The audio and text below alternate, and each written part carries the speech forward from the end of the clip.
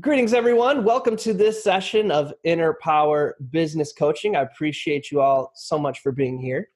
Today's session is going to be a Q&A session. So how it's going to go is everybody's going to get a chance to, when you start off, you're going to say your name, and I want you to describe your business, your side hustle, what you're working on.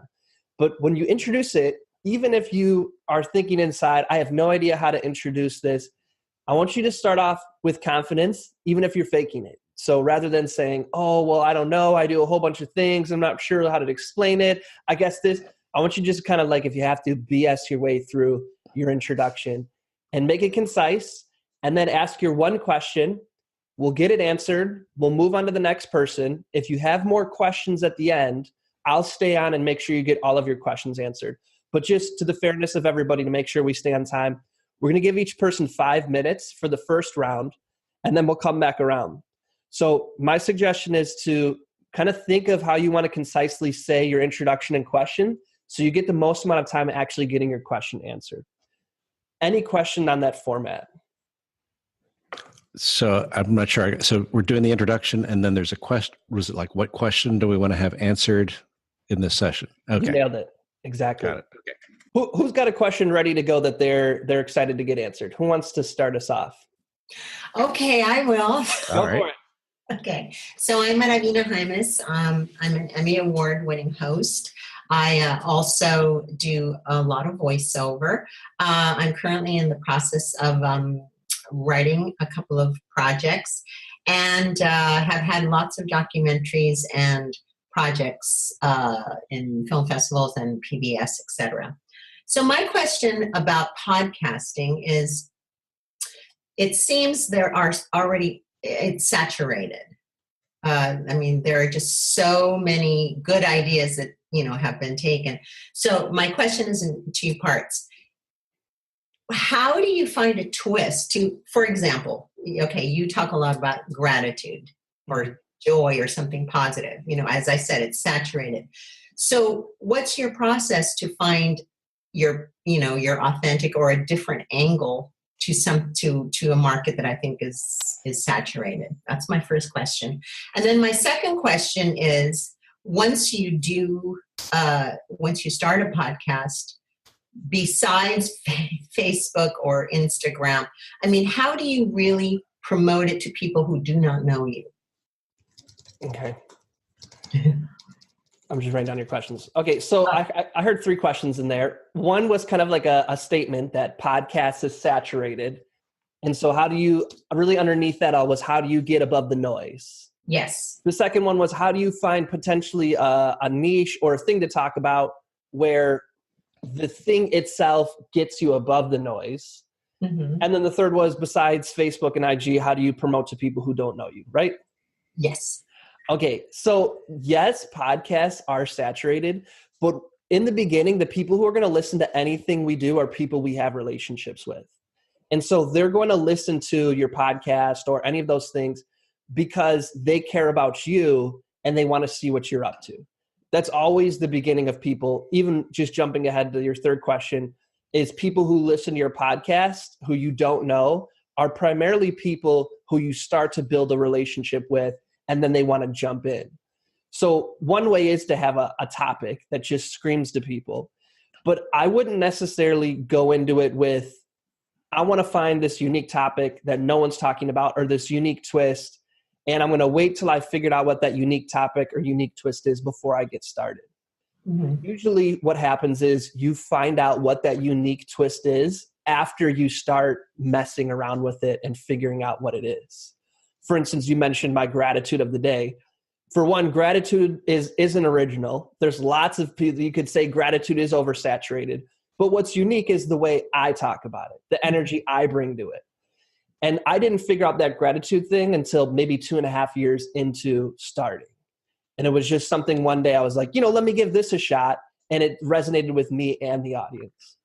So instead, what I would think about is, what is something you could talk about every single day for the next 2 years? Okay. And whatever your answer is to that question, I would then just get started. And as you go, maybe that aha moment comes after a month. Usually it comes after a year of you really start to get down the mechanics of hosting a podcast and all those kind of things. And you try maybe an interview style, you try just solo delivery, you try a whole bunch of things. And then you start to find a rhythm and a unique way to talk about it that you then realize is that synchronicity of that part of myself that has a unique purpose in life, and that connection with an audience that is looking to build community around that unique thing I'm expressing. Does that make sense? Mm-hmm. Okay. So your third question, besides Facebook and IG, how do you promote, how do you get it to people out there? What do you mean besides Facebook and IG? Do you mean like, how do I use LinkedIn as well? How do you use Snapchat? Or do you mean like, how do I actually use Facebook and IG to get known? Well, let's see. What I mean is, how do you promote it without serious monetary investment? That's what I really mean. Because, of course, there are tons of, schools and community organizations that would love to have Energy come in and talk about anything. There are a lot of, free ways to promote and actually help other people while you're doing it. But yeah, that was my question, because of course the other thing is to actually buy promotion, buy ads and Facebook ads. Yeah, sure. But if you're just starting to do that, I wouldn't think that would be a good investment right off the top. Well, there's two ways that you pay for anything. It's either with money or with your time. Mm-hmm. So Facebook is the way you pay with money, because what you'll discover in a month of organic traffic, you'll get insights into your audience within a couple days of paid. But if you have more money than time, or maybe you don't have either, but what you can give is time, then some organic approaches, one is interviewing people who already have an audience. So what I would do is go onto your Instagram, and this one applies to anybody. You go onto your Instagram, and you're going to notice that let's just pretend that we don't know Instagram. I don't mean this disrespectful if you do, but you're going to find that there's a arrow at the bottom down here. Y'all see this magnifying glass? Yes. Right here? Mm-hmm. Okay, you'd click that, and then you'd go up to this search up here. You see the search? I have it upside down because I'm trying to hide my privacy a little bit. So let's say your topic, mine is, I do a lot of things around inclusion. So I would type into here, inclusion, #inclusion. We missed what you just said. What? Or I missed what you just said. So you want to figure out one of the topics that you're exploring. For instance, one of mine is inclusion. So I would search in #inclusion, and I would go on there, and what you'd want to do is every day or every other day or 3 times a week, whatever you have time for, engage with the people who are posting things with the #inclusion. Mm-hmm. And what I have found is, after a week or two of doing that consistently, I've then direct message people who I actually have a conversation with and say, will you be one of my guests? After about 2 weeks of doing that, I usually have about 3 months of guests booked.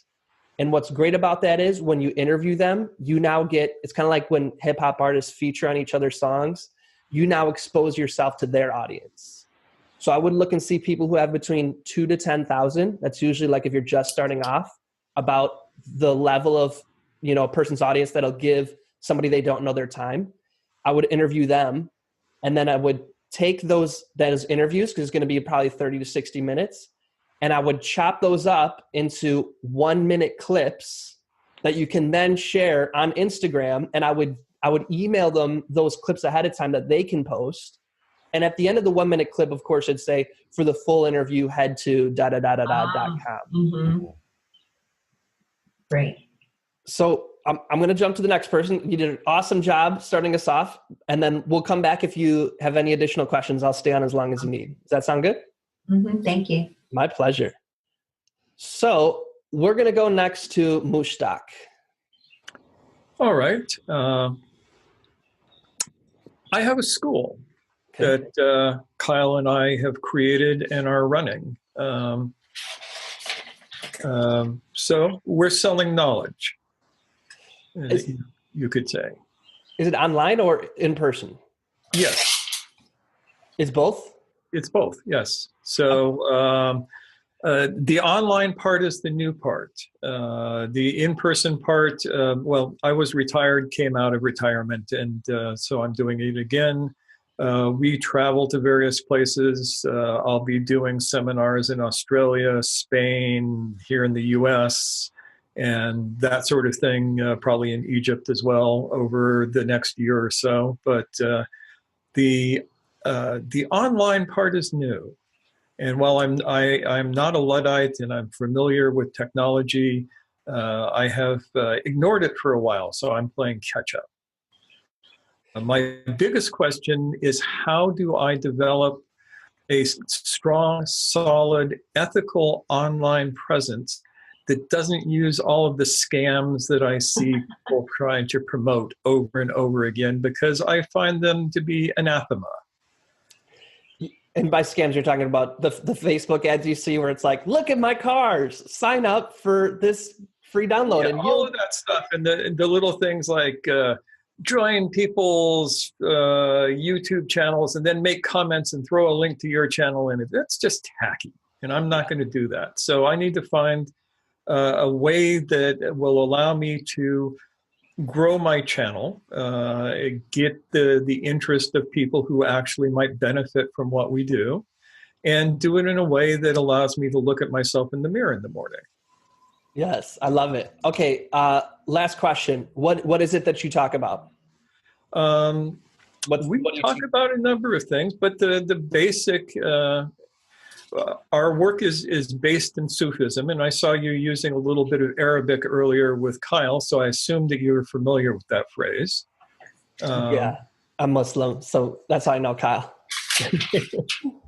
And so while it's based in it, I have made it more palatable to the West in certain ways. What we're doing is very much blue water, because I'm bringing traditions from Central Asia that are not known here, and yet are very useful and effective. So, okay. So first thing I'm going to start with is, if you don't already have a place where you're hosting your website, I'm going to suggest you do it at Kajabi. I have a place to host my website. The website's being built right now. Okay. I apologize. Your courses, where you want to host your courses. So I have a website. Mine's with Squarespace, but then where I host the courses so that the courses live there and people's credit cards are automatically charged if it's a membership, or where they pay for the course and it charges them and then they get instant access. Or I can create landing pages or email sequences, or all the legalese, all that kind of stuff is best to do with a place that actually specializes in courses. Yes. So I highly recommend Kajabi. So I just linked it below. Can you spell that? Or you linked it? Okay, yeah. Great. So that's where I'd start. I was blessed to get in there before they launched. So I get half off for life. Okay. So I do want to start by saying it is expensive, but is worth it. All right, I will take a look at them. With the spamminess. So people who spam suck. We agree. There's a saying by Gary Vaynerchuk that says marketers ruin everything. So you get Instagram, it's this really good thing, and then marketers get in there and they're like, "Oh, I can make money at this," and then they ruin it. All of us here are marketers. We're just trying to figure out a way that how can we market in a way that actually builds community and relationships rather than is just scammy and spammy. So you've already named some of the don'ts. Some of the don'ts include, don't on Instagram follow somebody then unfollow. If you're going to comment on somebody's post, actually say something that adds value, that adds to the conversation rather than, a random emoji. Or a lot of people, what they're using is Autobots to like and answer, which is a dangerous game to play, because what basically they do is they assign hashtags and say, if somebody uses hashtag gratitude, I want you to automatically post, I'm grateful too, super awesome. The danger of that is I could be like, hey, I'm super glad that this fascist is in power, hashtag gratitude. And then you could be like, super awesome, me too. And now you're also a fascist. So it honestly, the thing about Autobots, it will grow your audience rapidly. If you're spending a couple $1,000s in that a month, you will have 20 to 30,000 followers at the end of that month.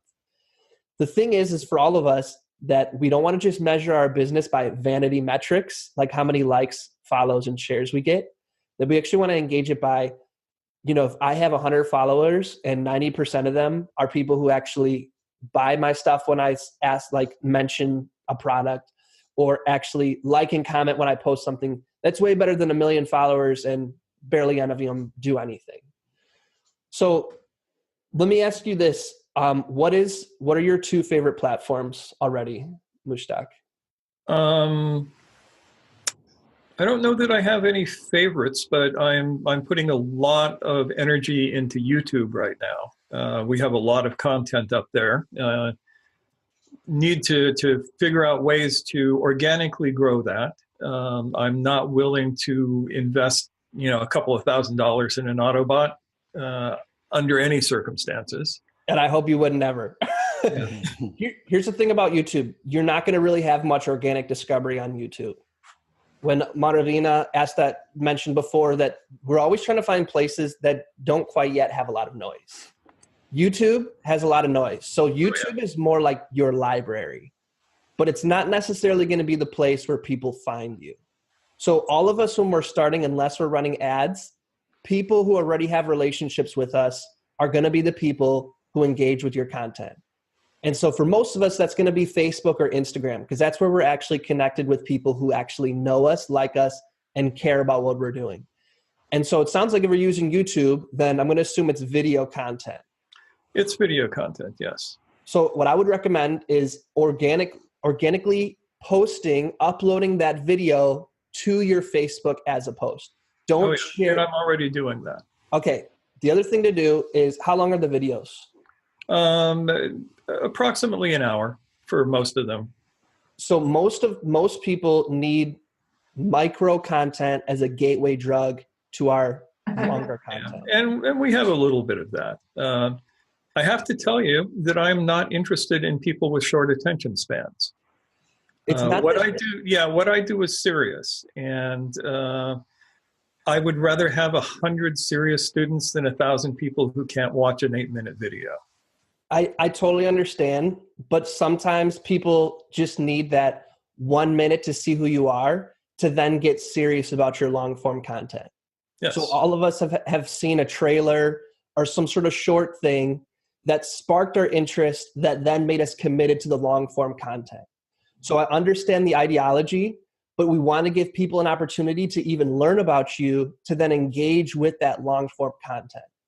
So I would recommend taking a couple 1-minute clips from those 60-minute videos, making sure that they are then subtitled, and a great place to get things subtitled is Rev. I just put it in the link.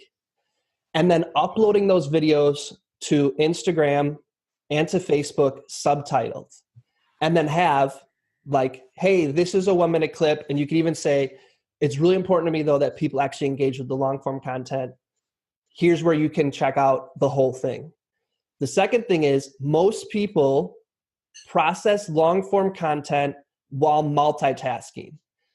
That means that they're listening to it while they're going for a walk. They're listening to it while they're cleaning their house. They're listening to it while they're driving to work. And so what I would recommend is stripping the audio from the video. And already do that. And you have it as a podcast? Not yet, but that's going to be the next step. So then, I use Zoom as my video platform, so it already strips the audio for me. So you should have it as a podcast. All those videos that you're doing should become a podcast. And just start posting those 1-minute clips. If you have an hour-long video, you should be able to take out at least 5 to 10 clips from it. And then you can post those throughout the month. If you're doing That's a good idea. And it's just that little way, kind of teaser that people can then get to know you a little bit better. So I'd start there. Just to make sure everybody gets a chance, let me move on to the next person, Mushtaq, and then all right. If you have any questions, we'll come back. Does that sound good? Sounds good. Great. Okay, Joe. We'll go to Joe, and then Dale, you're on deck. Okay. Okay. Hi. Great. So off of that, what you just talked about, because I've been kind of going back and forth between doing a vlog or a podcast, saw Kevin Hart. He did a little trailer thing, and they got all the mics and they're doing a sort of podcast, but they're also on video. So I can't. I just want to hear your thoughts on, the difference between doing a vlog or whatever, or a podcast. My main question though is what what's the word? Platform is a good platform to post everything on. I guess I'm not sure about the technical details. And because I was just going to do it out of my home right now. So it's just technical stuff. Like, what's the best way to do it? How do I get it on iTunes? That kind of thing. I think, yeah. And then, I have a friend who can help, tell me about microphones and all that stuff. But yeah, I think that's my main thing. Okay, perfect. So first is vlog or podcast, and then what platform should I host everything on, and kind of any technical advice I can give. Am I hearing you right? Yeah. Okay, just to clarify a couple things. By vlog, do you mean like a 1 to 3 minute video about your life, or 30 minute, 20 minute? When you say vlog, what are you envisioning? Yeah. Oh, like a video podcast, I guess. I don't know how to. Video, but like a podcast, but in video form. Okay, so it would be longer. Yes, it would be longer. So I would say video podcast is a little different than vlog. So for me, a video podcast is basically just a podcast that you host where you also have video. So maybe you might do some interactive things with the camera, but for most people, it's the exact same thing, except you can also see them. Whereas a vlog... Okay, great. That's what I meant. That's what I meant. Not really a vlog. Okay, yeah. Vlog is more usually like a video diary or blog. Right. And it usually requires quite a bit of editing. So, right. So let's talk about the difference between audio, like just audio only podcast, and video as well. Hands down, audio only podcasts are much easier to do. The editing is much easier. Dale, are you disagreeing? Was that a disagreement? No, I'm totally agreeing on that. Yeah. I was like shocked. So the thing though about a video podcast is that it's way easier to do a lot of these promotional things that I'm talking about, like 1 minute clips or 3 minute clips or 5 minute clips. There's some people, I'm always shocked, who actually do watch the video. I always think everybody's just going to listen to this podcast on the go. But there are some people who really like to see the facial expressions as well. I would say if it's a big barrier to getting started to do the video part, just start out as audio, and you can always get in the game later with the video part. So my advice is whatever is the easiest next step for you to get in the game, that's what we should all do. And so if yours is, I don't really know the video part, but the audio part, hey, I could get started in 2 weeks. Start with the audio. For me, my first podcast episodes were 3 minutes long. And I did that for maybe 6 months. And then eventually they were 10, 15, and now they're like an hour and a half. So it's always just get started. And the thing is usually your audience is about the size of your skill set. So when I first started and put out 3 minute podcasts, there wasn't that very many people listening. They're all people who cared about me. So they're not going to really talk smack. They're just going to be like, I'm so glad you're here, Tom. And by the time you get really good at it, that's when your audience starts to grow. So, and then it's fun to look back and be like, this was my first episode. People are like, no, I thought you're always perfect. So that's kind of a fun element as well. So a couple technical things. One is anchor.fm. I have the links here. And for those who are on audio and everything, I'm going to email you all the links mentioned if y'all send me your email. Anchor.fm is free and it's easy to upload. Some nice features it does is that it creates subtitle captions for your audio for you. So if you just do audio, then it automatically turns them into 5 minute clips with words that stream across the page that make it easier for you to share across different platforms.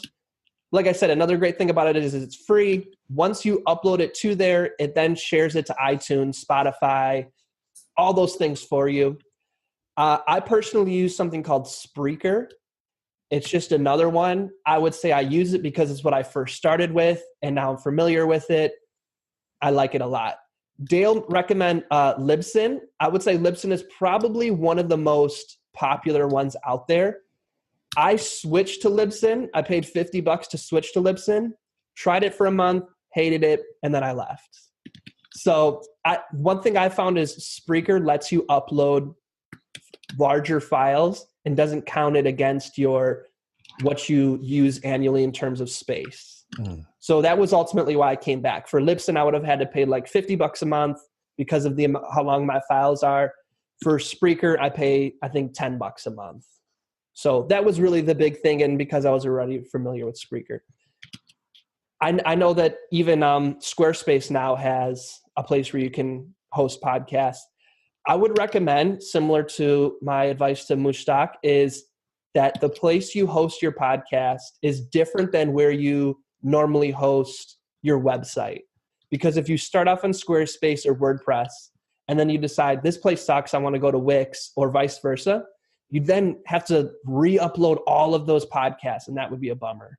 So I recommend having it be an independent one like Anchor, Spreaker, Libsyn, and then install or embed the player onto your website.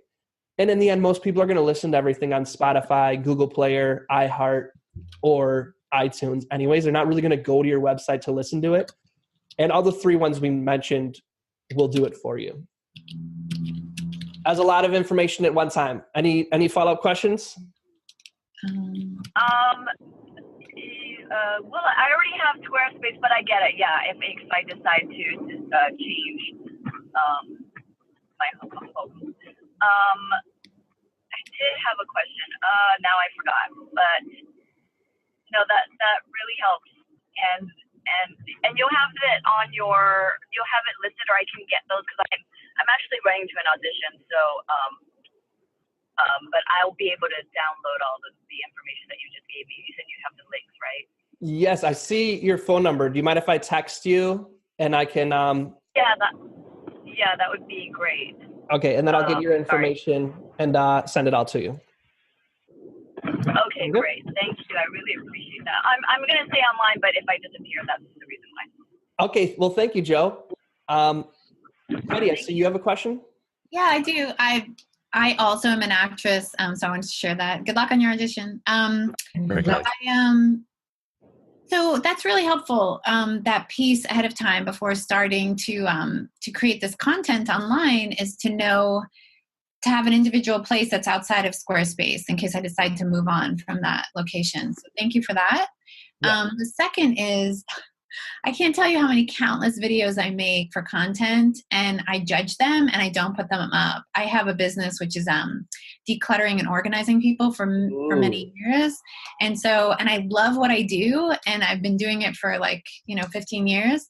And now there's a great launch with Marie Kondo, and so it's super popular to be doing what I'm doing, and I love it. So I want to, this morning I made a video of this little project to declutter your house and then pass on some of the beautiful items that you have to friends and not stay attached, let them get rid of them if they don't want them. Anyway, so I have all this content and this vault that I've been accumulating. How do you get past doing it perfect? How do you, that piece. Okay, definitely. Did you say you're doing a launch with Marie Kondo? No. I'm grateful for Marie Kondo. Oh, okay, I was well, damn. Welcome to the party. No. Okay, I got you. Yeah. How do you get past it? I mean, sometimes you really don't. You just post anyways. There are so many videos that I'm like, oh my gosh. And then I just post it anyways. Okay. So I think really figuring out within yourself what keeps you accountable. For some people, it's being accountable to somebody else. For some people, it's being accountable to money they've spent. For me, what keeps me accountable is if I say to myself, Tom, no matter what, every Thursday at 5 p.m., I will post one video, even if it's the worst thing I've ever seen in my life. Okay. What keeps Just me have a accountable? schedule. what you got to figure out for you. I know for me, if I go to bed that Thursday night and I didn't follow through on that, I let my fear win, that I'm just like, oh, I get out of bed and I post it, you know, maybe at like 3 when nobody's around, but I think it's figuring out for yourself. The thing is that you want to have more content than perfect content. So if you have something, you know, just think about how most people interact with stuff. Most people are going to interact with your videos on the first time you post something. 80% of people are going to watch 5 seconds of it and be like, oh man, Patty's awesome. She's doing something. And then you post something 2 days later, they're like, oh, well, this is like a thing Patty's doing. This is cool. And then maybe it's the 10th time, the 12th time, the 20th time. They're finally in a place where they're like, let me watch this whole video. And so it kind of becomes like this overall net score of people seeing things. And it's less of, you know, they're not judging us like we're judging us. Okay, that's really helpful. Really, really helpful. Thank you. And like I've been saying, it's always the rule of once you start to post, you're gonna get a little bit better every week. And it's like consistency that gets you better. So you might start posting now and then you realize, oh, you know what? I want to experiment with having my videos subtitled. And so then the next time you do it subtitle, and you're like, oh, like I wonder, like I like Tom's setup. Let me direct message him. And I'm like, oh, I have a light right here. It's a ring light. You can get it on Amazon. This is paid. Yeah, I have all that on Amazon. I just have to use it. Yeah. So just go for it. I don't know. For some people, that fear never goes away. They just do it anyways. Okay. Does that make sense? And the equipment, I have the equipment, but you know, it's a matter of just like set it up and get into the habit of using it over and over again. Yeah, and make it easy for yourself. The second part is like, how do you then, so is it an inspired action where you're expanding your audience to podcasting? Is that what happens? Like or do you set up sort of a schedule for yourself and say, you know what, by June 1st, I'm going to do my first podcast? And how do you invite people to do that? Like, how do you launch your podcast other than how you did it? Never mind. You put it on Facebook and you invited people to come. I feel like I'm hearing two questions. So one is, how do you have a schedule for this year? First, I will start doing a 3-minute video. Then that 3-minute video will become a podcast. Like, how do you create a kind of improvement or a business strategy? Yes. Mm-hmm. And then the other one is, how do you then start to promote it? Mm-hmm. So just to be mindful of time, Patty, I'm going to answer the first question because I feel like that other question is going to get answered from a lot of other people's questions. Okay, got it. The first thing to do is, did you come to me from Miata's group? I did. Okay. Did you read Essentialism? No, I haven't. Okay. That's one of the books she's going to assign. I'd recommend jumping ahead in the curriculum and reading it. Okay, great. The thing for all of us to really decide is, in full honesty, how much time per week do I really have to dedicate to, whether this is your side hustle, eventually want it to be my dream job thing, whatever it is, how much time do I really have to work on this? Okay. And for some people, it's 10 minutes. So then you really want to set up a plan that is, how am I going to use those 10 minutes rather than I'm going to create a goal that would really take 4 hours, even though I only have 10 minutes, because you're always going to feel like you're never doing anything. You're never getting there. And you might end up doing 10 things halfway decent rather than focusing on 2 things really well. Okay. So once you decide, okay, realistically, I have 3 hours, then start to figure out, well, I'm going to give myself the first month to just start figuring out how to post regularly. And then what used to take me an hour to do only takes me 10 minutes. Now with that other, I'm going to dedicate to figuring out podcasts. And okay, this takes me 3 hours. I'm going to give myself until it doesn't take 3 hours and then try the next thing. So I would always have that next thing on deck that maybe you're listening to podcasts to figure out how to do when it comes time to do it. But once whatever you're working on now goes from taking you a bunch of time to consistently you figure out how much time it takes you, then add on that next thing, then add on that. But I'm like somebody, Joe asked how to start a vlog. I had a half hour extra one Friday morning. I was like, I'm going to start a vlog. Documented my whole day and figured out, oh my God, editing this takes like 4 hours. I was like, never mind, not going to start a blog or a vlog. So that'll wait until one day I can. So, but sometimes I have to kind of test things, experiment with things and see, oh my God, this takes way longer than I thought. I don't actually have this time. This project's going to sit on the shelf until my team expands.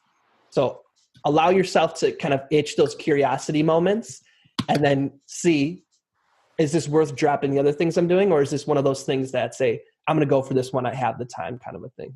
Awesome. Thanks. You're welcome. Okay, Dale, go for it. Cool. Hey, so I'm Dale, and I'm also an actor, and voice acting actually is my day job. But for the last year, I've been the showrunner for a political satire podcast called BST Resistance. And it's a lot of fun. We have actually a cast of 7 full-time voice actors doing this. It's scripted, sort of like old-time radio, except with, F-bombs because of the subject matter. So we're having a lot of fun. We've had not a big listenership, but it is scattered throughout 45 states and 30 countries, and it's kind of amazing. And we do a song in every episode. There's been a lot of success with that. Put out a CD, and so that's all growing nice and organically. But speaking of platforms. Looking at one thing we don't do a lot with, even though I used to do a lot with for myself, was Facebook.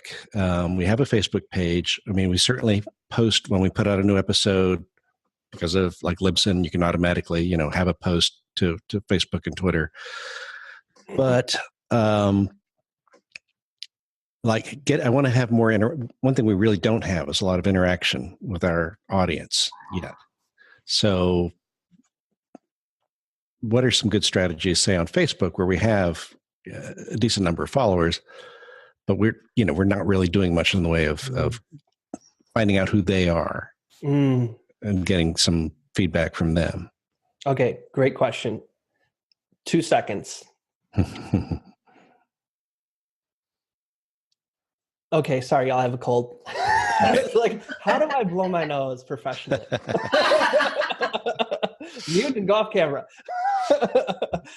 Okay, so are you talking about your Facebook profile, you, Dale? Or no, for the show, there's a page. We have a page, the BST Resistance page. How many likes? I can tell you in a second. It's really under 1,000, over 1,000? Oh, definitely under 1,000. Yeah. Okay. So, you might have seen Facebook marketer people all get up in arms when Facebook switched the algorithm from, on most of our pages, we don't see the pages we like anymore. We mostly see just the people we know. That's going to get even more committed to in the next year because Facebook, they got a lot of feedback from their privacy things. And so I think the phrase was, Mark said something like, it used to be like a street corner where you'd yell things. We want it to now be really enclosed communities. So one thing Facebook is working on is they want you to start Facebook groups. They want you to participate in Facebook groups. So when we're talking about what people call white noise, and I don't mean racist white people. I mean white noise as in where there's not a lot of people in that area. That was kind of what you were saying earlier, Maravina, is where are places where people aren't. So when Facebook starts to say, we want you to do this thing, if you do that thing, they will then give you a little more reach than you normally would. So one thing you can start to do is create a BST Resistance Facebook group. And you can invite people into there who have liked your page, but mostly it's going to be you inviting your friends. But you can also start shouting out in the post roll of your podcast. Hope you enjoyed this episode. Make sure you join us on the Facebook group. It's in our show notes, the link. You're going to get a lot of that genuine interaction much more efficiently in a Facebook group than you are on a page. Trying to figure out who's making noise. Okay, so we have ad templates, and we're always improving. We're always testing. There we go. Thank you, Sharon. Okay, so for the most part, your Facebook page isn't going to get too many likes. I mean, if they're saying it's getting 3 to 10%. So if you have 1,000, that means 100 people see it. Out of the 100 people, most people aren't going to engage with things. They're going to see it. So this is where you start to figure out as a communicator what engages your audience.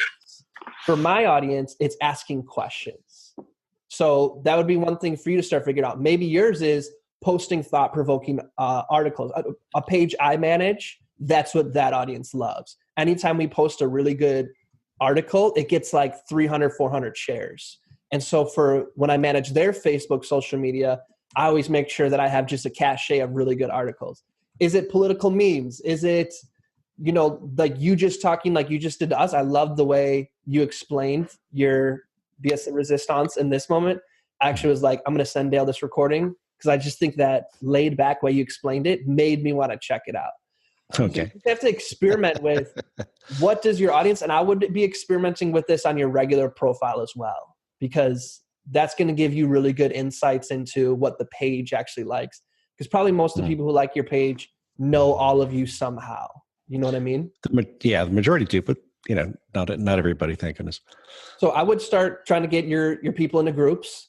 I would start posting more and different kinds of content other than just the auto shared link. Experiment with questions, articles, memes, where you all are just, remember I was saying how we talked last time, that each one of you should be recording a 1-minute video talking about this week's episode, and then you should all be sharing that.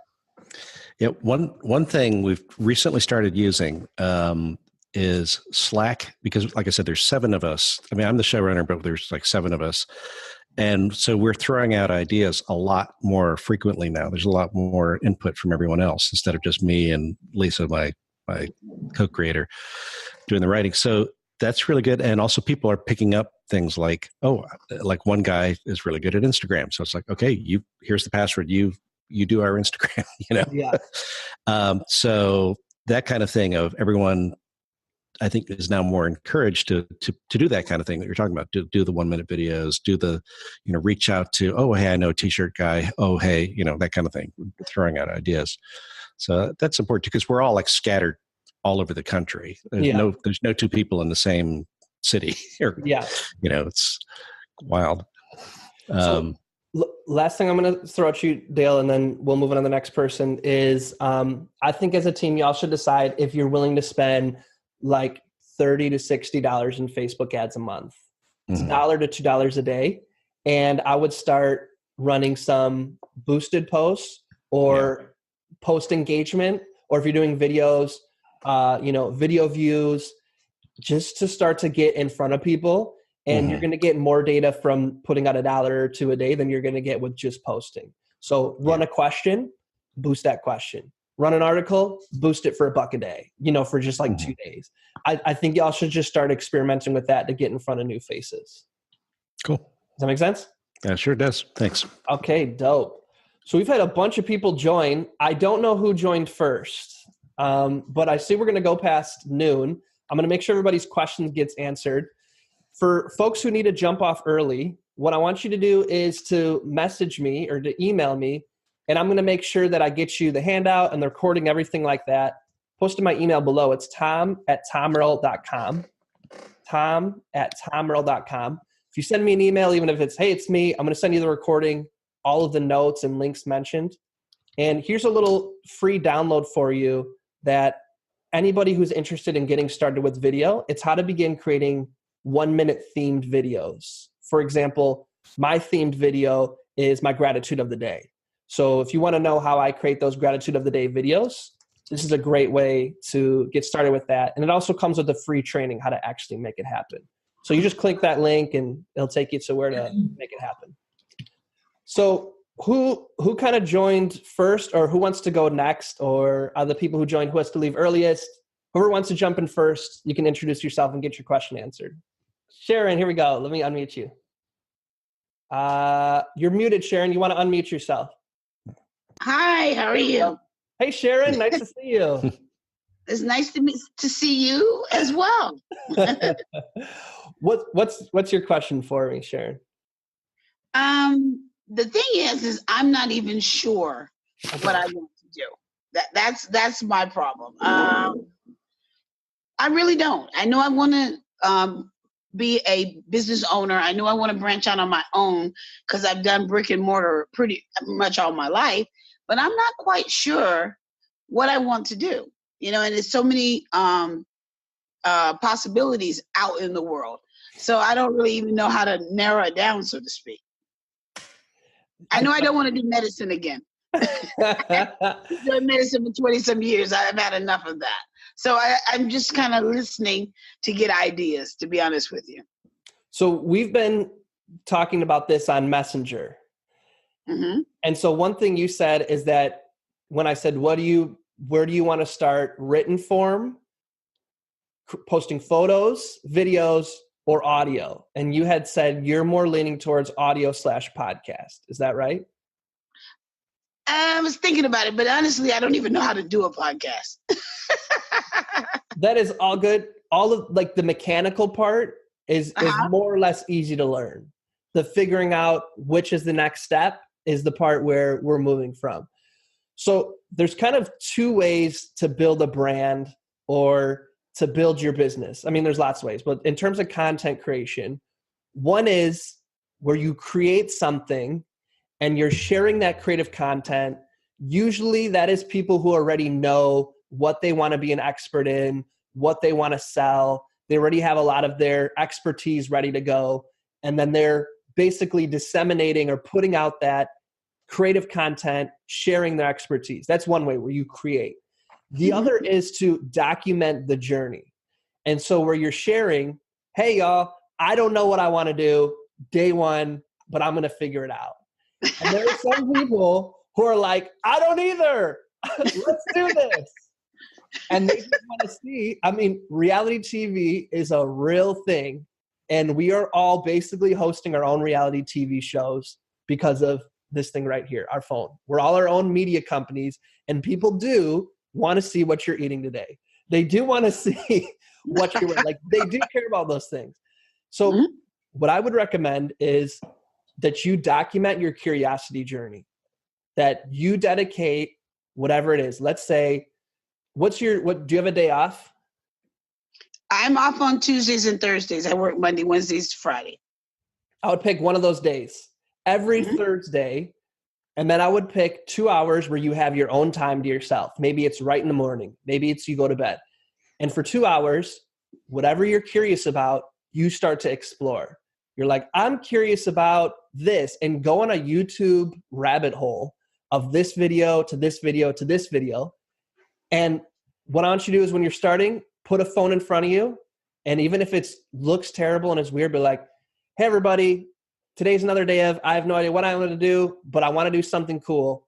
Today I'm going to YouTube. I'm going to start with blah.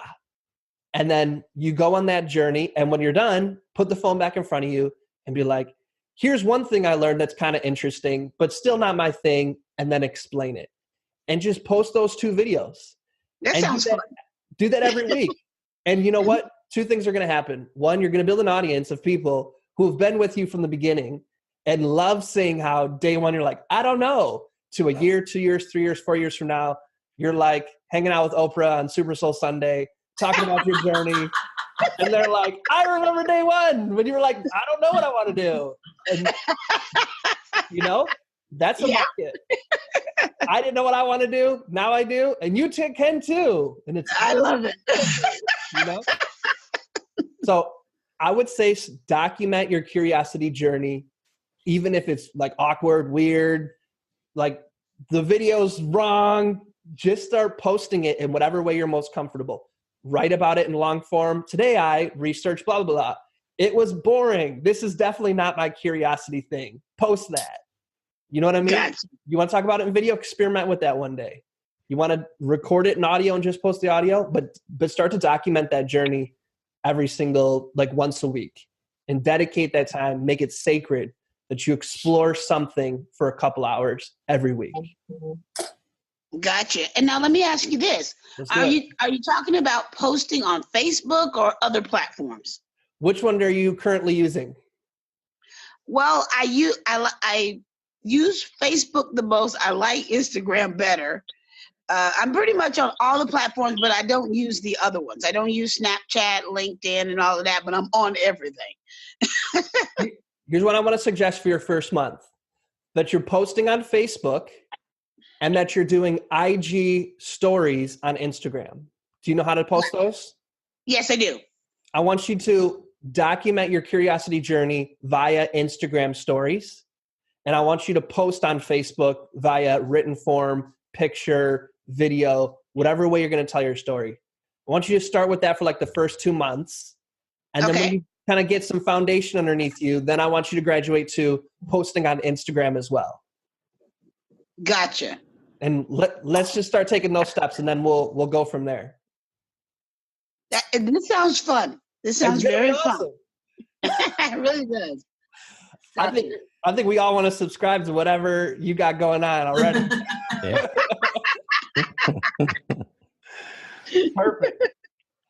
Perfect. Thank you. You're welcome. I have 2 questions for you because I do have to get off at 12. Go for it. Okay, so my first question is, after the advice that you just gave Sharon, it makes me feel like maybe I'm thinking about this way too much. Okay. So you're just saying, just go for it, because even documenting the journey could be interesting. And you're right, because yes, it's very interesting. I mean, I've seen it all, from how to apply, makeup to, traveling, whatever. And it really doesn't matter, because the thing is that eventually the personality of the person, that's why people follow. They're following that personality. So that's my first question. My second question is to Dale. Do you have someone that represents AOC on your show? Not yet, but Hey, it's that I will definitely keep that in mind. all right. We have guests all the time. I mean, we brought someone was just playing Maxine Waters. Oh, really? Which was awesome. She did a song. Well, I can talk about men in fine suits. So okay. Maybe I'll reach out. I'll follow you. How's that? I'll follow you. One question: Can you sing? Of course. Oh, there we go. Claro que sí. And I'm bilingual. You didn't ask me that part. Tom, it's been a real pleasure. Thank you so much. I'm going to sign off now, but thank you. This was fun, and I will email you. Okay, perfect. Nice to meet you. Bye, everyone. Have a great Saturday. Bye, you too. Bye. Bye. Okay, so Victoria, someone's calling in on a 310 number. Someone's calling in on an 813. Oh, 813. Go for it. You unmuted yourself. Makes me think. You're in. Which one? For me? Yeah. Who is this? You want Victoria, right? Oh, this is Victoria? So I went on my computer, but then the audio wasn't working. So I called in on my phone, but I don't think I ever shut it off on my phone. Okay, that makes sense. What's up, Victoria? Nice to talk to you. What's your question? So it's not really a question. Okay. Okay, so let's phrase it like this. Whenever I start doing something, I feel like I either get bored of it, or I feel like I invest too much money into it, and then I just kind of can't keep doing it from there. Okay.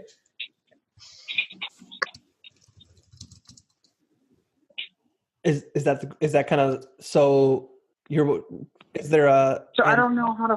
I'm kind of with the other person on. I don't know how to find something, but I listened to the whole conversation of what you had with her, and I kind of get it, but I think I'm also afraid of failure, and I don't know how to get over that, because I'm afraid to leave what is comfortable and what I know I can be successful in for something that I want to do. Yeah.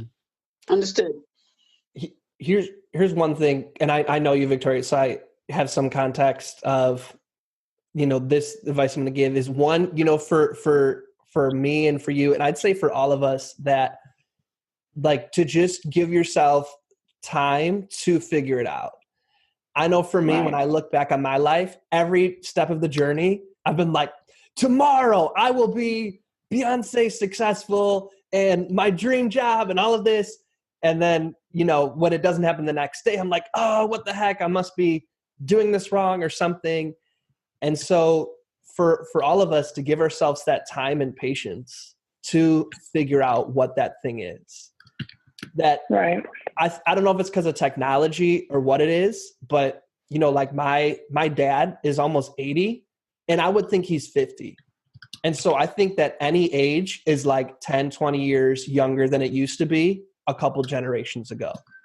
So Right. I know I don't want it to take this long, but if it took me until I was 50 to reach my dream job, the people I know who are 50, I'm like, that's 50, that's young as hell.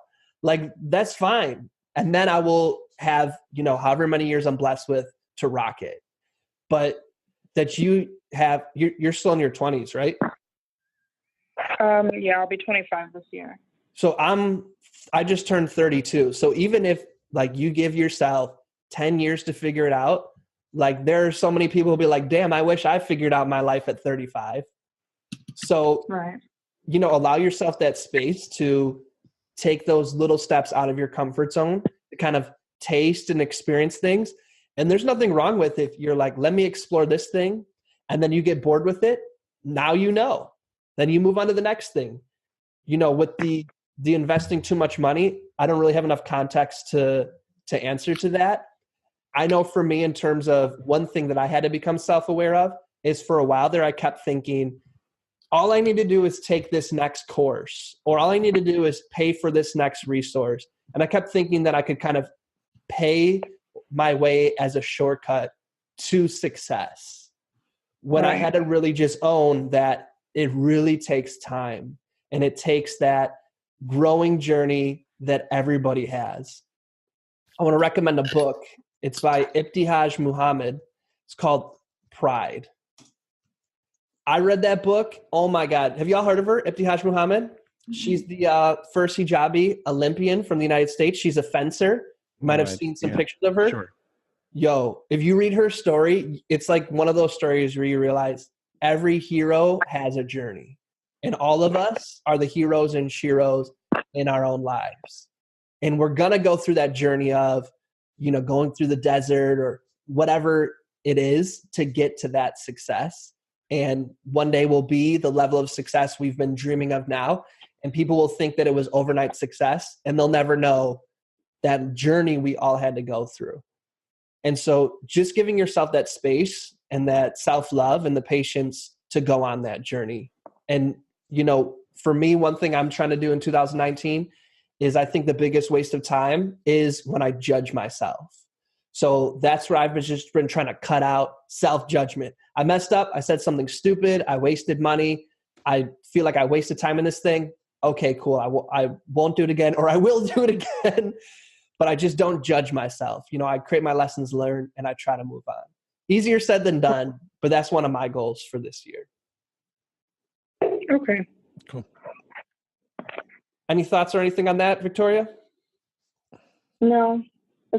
I know it's going to be a long journey, and we're going to try and figure it out. Well, you've come a long way too. So you should give yourself credit for, like you're really doing a really awesome job for your kids. And, think about all the places you've been to. Like, you're really doing an awesome job. So have that self-love and recognition as well. Thanks. So look at that. Only 4 minutes over. We got everybody's questions answered. I want to say peace to everybody who's leaving on time, but I will stick around for any additional questions. If y'all could send me an email, tom@tomrell.com, or if you want to do the tomrell.me/1minute videos. Either way is a great way for us to connect, so I can follow up and send you all the resources we talk about. And I can also let you know when the next one is. So one way we like to conclude, and I will stick around if you have questions, is put your arms out in front of you like this. If you can't see me on the phone, stick your arms straight out in front of you. Cross your arms. Give yourself a big hug, because you're amazing. Thank you so much for joining. We will do this again on the first Saturday of June. So if you want to be in the know on that, that's June 1st. Reach out to me on Facebook or anywhere, and I'll let you know when that is. Alrighty. Thanks, everybody. Thank you. Can I ask you one more question? Of course, you can ask me as many as you'd like. Okay, cool. Thank you for your time. So I've been slowly building my marketing and branding. Okay. And so one of the things that I did was I've been taking my acting and my organizing and decluttering work and kind of combining those, especially for like tax reasons. Now they're becoming one business together. So my question is, I want to develop my Instagram so I become a what is it called, influencer at some point. So as I'm doing that and as I'm developing, I guess there's a couple of parts to my question. Number one is, why do you recommend the storying? And I think it has to do with hashtagging and just getting a larger following of people that are jumping on board is what I've noticed is happening with my storying. And number two, do you recommend like inching my way as I'm developing my branding? I mean, that could take, who knows how long that could take, right? That's like the perfectionism, like trying to get everything perfect. Or you recommend hiring a company to do that? What do you think of these companies that help you increase your following? And do you recommend any of those? So the first one is, why do you recommend the storying? Yes. I heard something about hashtags. Yes, which I do include. I've learned how to include a lot more hashtags in my storyline, which looks like it's helping my viewing. And yeah. And then do I recommend inching my way or hiring a company to grow my social media? And do you recommend anybody? Yes. Okay, dope. By storying, do you mean the Instagram stories? Yes. I do primarily Instagram. Okay, so why do I and so the Instagram stories, I mean, you know, those 10-second videos you can put that are only around for a day. Yes. And then I just file those into little categories. Okay. I think that, you know, the thing about that is that I noticed that a lot of people actually watch those, and it gives a little bit of a different relationship building insight into your life than when you just post on your wall. And I've noticed, you know, they say that it's easier to get a current customer to buy something again or to engage in some way than it is to acquire a new customer and get them to buy. So most people that are going to watch your Instagram stories are your current customers. So yes. The thing I'm always trying to do is to go deeper with the people who already are in my community. And I find Instagram stories is an everyday kind of a way that you stay at the top of their mind. And it's normally, I never hear from people if they like it or not until I run into them and they're like, hey, I love how every morning you say, you have a good day. Like, I love that. I'm like, well, I wouldn't have known. You know? Yeah.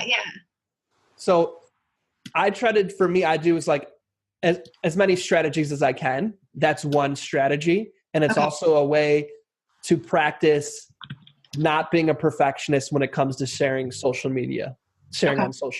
Because you're like, the stakes are low. It's only up there for 10 seconds. I mean, for 24 hours, it's 10 seconds long, then it's gone.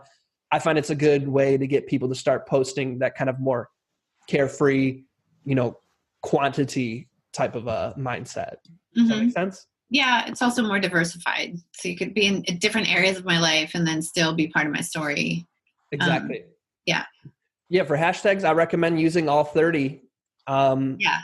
So don't use the same 30 every time. So make sure that you're changing at least 10 of those or 5 of those. Okay. Because if you use the same ones every single time, there might be people who start to, you know, click this is irrelevant. That like, oh my God, like every day it's this person posting about this and it's not always actually about this thing. And so then if people start, you know, clicking this isn't related to this thing, then it minimizes you in the algorithm. So I use, you know, hashtag generators. So like I'll use an app called All Hashtags. Oh. It'll generate 30 of them for me. And what's nice is it generates the ... So it puts it. It does? Okay. I paste those in. Now, most of the time, maybe only about half of the hashtags actually work. But what's nice about it for me is it has the 30. So all I have to do is replace the ones I don't like. But then I don't have to go back and count. Oh, did I do 30? It's just 30 there. And then I replace the ones I don't like. But it's just already 30. Does that make sense? Yeah, it does. I use a program. I forgot the name of it, but it basically lets me create my layout in Instagram and see it visually before. And then also it'll count the hashtags, doesn't include the hashtags. So, okay. But that sounds helpful. What's the name of that again? All Hashtags. That's it. Do you have an iPhone? Yeah. Okay. So otherwise just go to the App Store and type in hashtag generator. And I mean, they all more or less do the same thing. Okay. So the recommend inching your way or hiring a company to grow your social media. Do you mean hiring a company to do your ads or to literally post for you and things like that? No, there's like companies out there that will get you more followers. And I'm not sure exactly how they do that, but I think there's different levels, right? There's the ones that have more integrity and there's the ones that don't. I wouldn't be interested in the ones that don't, but I am curious about the ones that that do. It's a slower growth process, but yeah, So what I would do is so you don't have to answer this, but are you at a place where it's like, if I don't start making money with this business by next week, I am out on the street? I'm not going to be out on the street, but I've set some goals, and I do want to amp up my clientele. Yeah. It's like I'm right on the brink of, okay, I've been growing this. It's been going. I kind of know my strong voice out there. I know it's going to work, and let's go for it. Yeah. So ultimately, the way you're going to start making money is ads.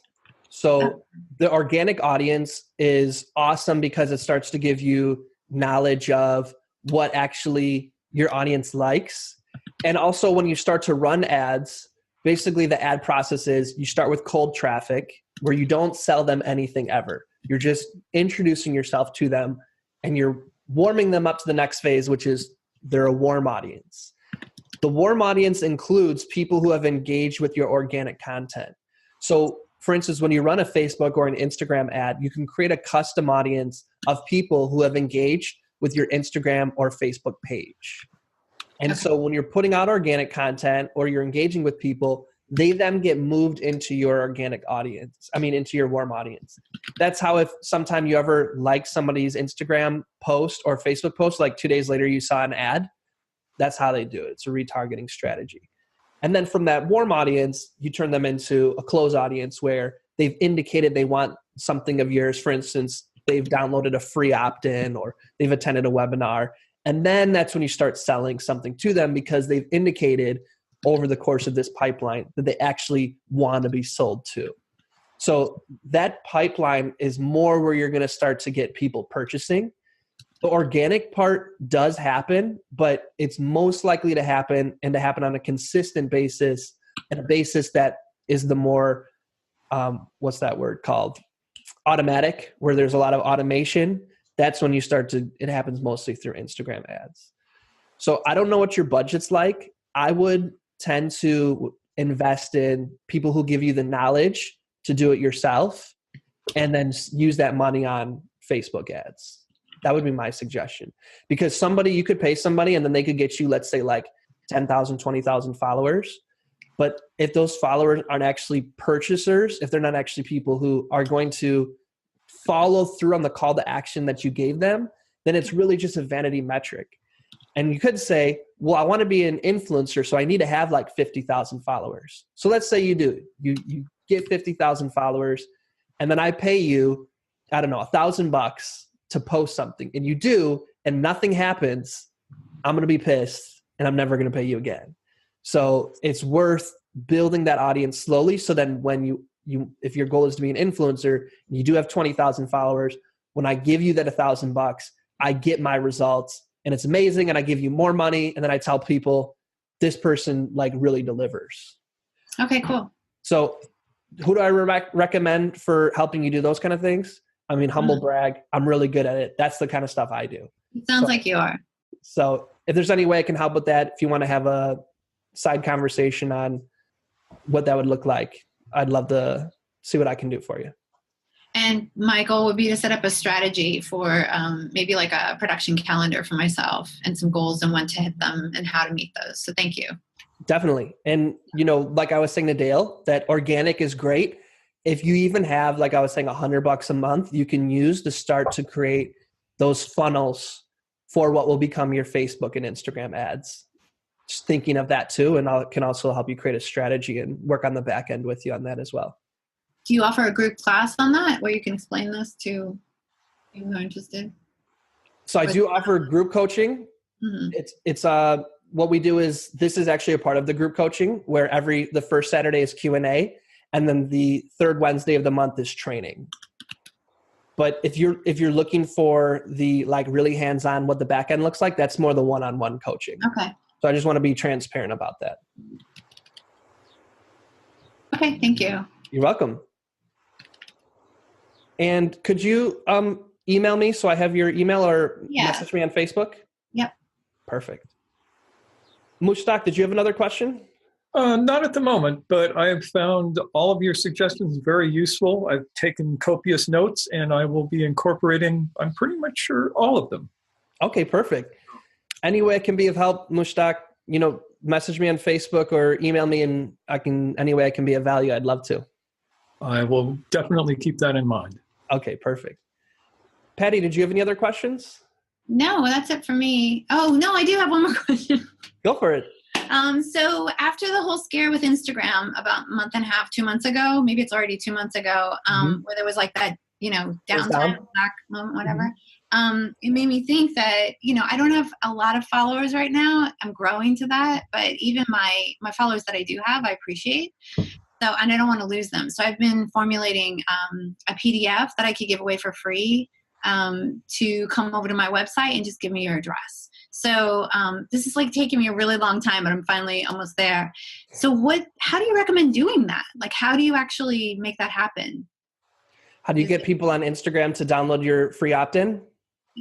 Yeah. Like, because we all know like every second is valuable, right? So I literally want it to take them like 5 seconds to like just come over, put their information in, be done with it, and then get a prize.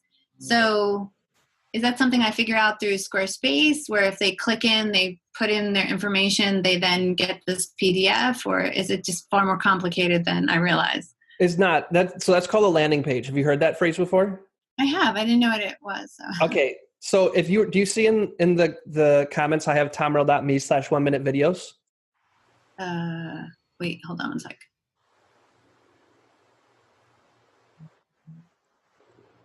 Yeah. Okay. So if you click that, I'm going to do a screen share as well. Oh, okay. So this is what you come to. So This is for people who want to learn how to create 1 minute videos. This is what you're talking about, right? Yeah. So they just put their name, last name, email. Tom is awesome at tomawesome.com. And then they start making videos. Oh, you did it to us. Okay, good. That's awesome. And so then it sends it to, you automatically get the free download, and then you get the training. And then, full transparency, of course, I think whenever you do a free opt-in, it's coming. You're automatically integrated into a 10-part email sequence. The first 3 emails are basically me saying, this is who I am. I share, a couple random facts about myself. And then I let you know, it's coming. I'm going to share with you ways we can work together.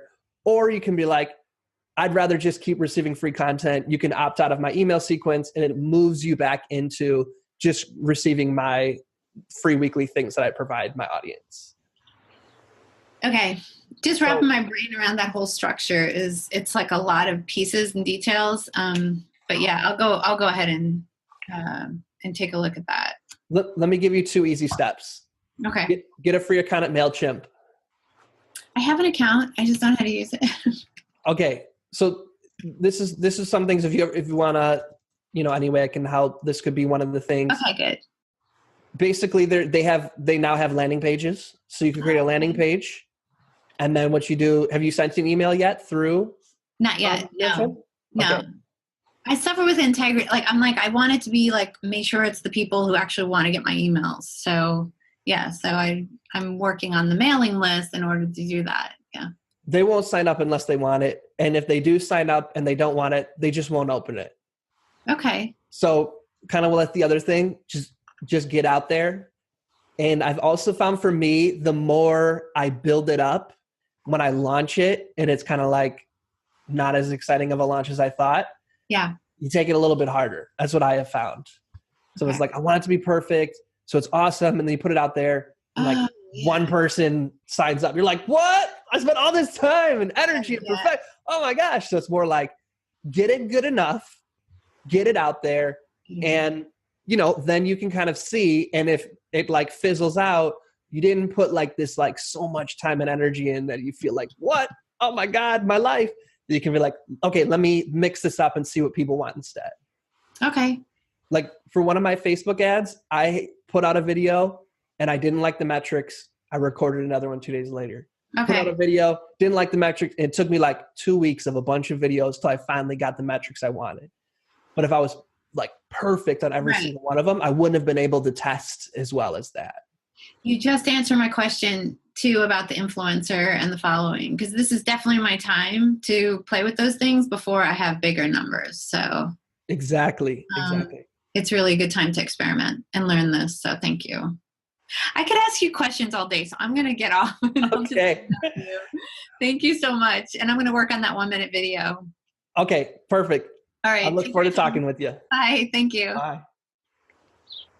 And Mushtaq, any other questions, or are we signing off too? I think that will do it for the moment. I'll probably get some more in the future. I may send you a message on Facebook or something, if that's all right. Of course. But this has been very useful. I appreciate hearing that. It's great to meet you, and likewise. Hopefully I'll see you around in person sometime. Are you in LA? No, I'm up in the Bay Area. Oh, okay. Well, then this will do for getting to see you this way. Yeah. Well, thank you so much. Have a good Saturday. Okay, you too. Bye. Peace. One more thing. I'd love to continue the conversation. Feel free to join me at tomearl.com/join. Subscribe below, or let's connect on social media. Tom Earl Artist. Thanks again for watching.